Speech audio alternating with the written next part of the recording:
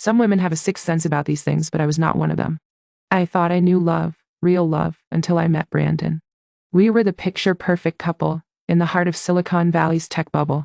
Our friends would often joke that we were the definition of hash relationship goals. 2 years of being engaged, and I thought I knew him better than I knew myself. But I guess that's where I was wrong. I remember the day we met like it was yesterday. He walked into my favorite coffee shop, and I was immediately drawn to his charming smile and bright blue eyes. We struck up a conversation, and I was captivated by his passion for his work in tech. We talked for hours, and before I knew it, we had been chatting for most of the day.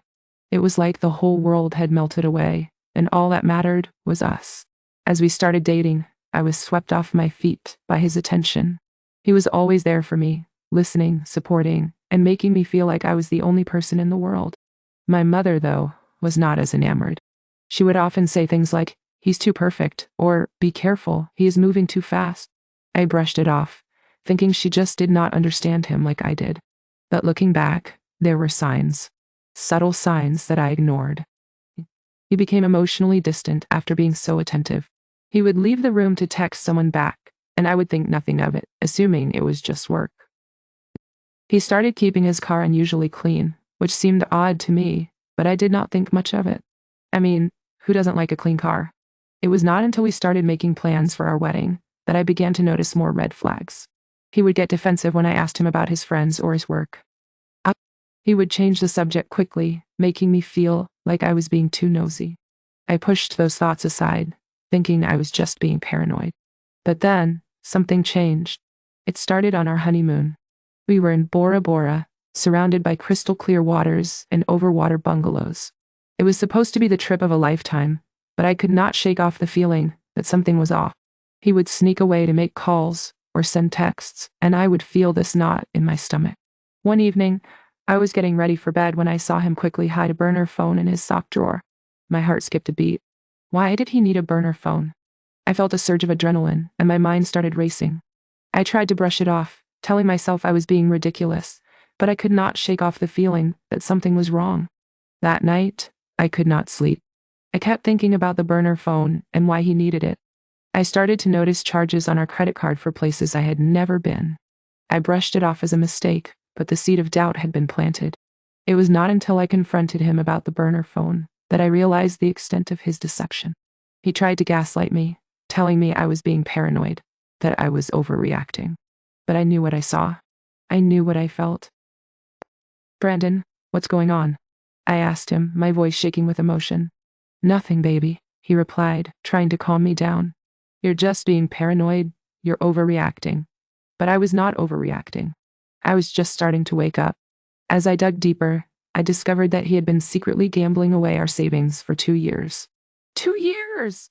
The same man who had proposed to me, who had promised to spend the rest of his life with me, had been lying to me, stealing from me. And then, I found out the shocking truth. He had proposed to another woman the same week he proposed to me. I felt like I had been punched in the gut. I could not breathe. I could not think. I did not know what to do, but I knew I had to confront him.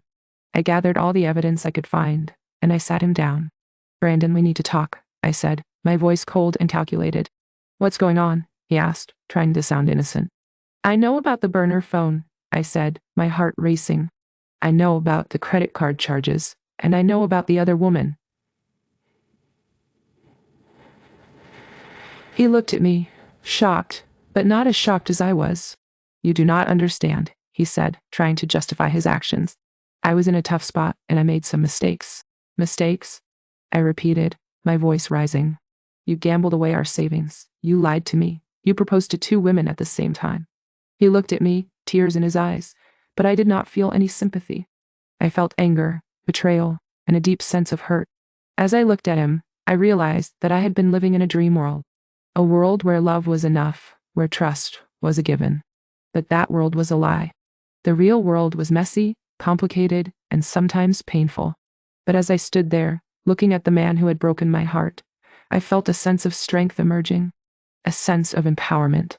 I realized that I did not have to forgive him, that I did not have to take him back. I could walk away, and I could start anew. And that's exactly what I did. I walked away from him, from his lies, from his betrayal. I walked away from the life we had built together, and I started to rebuild. It was not easy, but it was necessary. As I look back on that experience, I realize that it was a turning point in my life. It was a moment of reckoning, a moment of truth. It was a reminder that I am strong, that I am capable, and that I am worthy of love and respect. And that's a lesson I will carry with me for the rest of my life.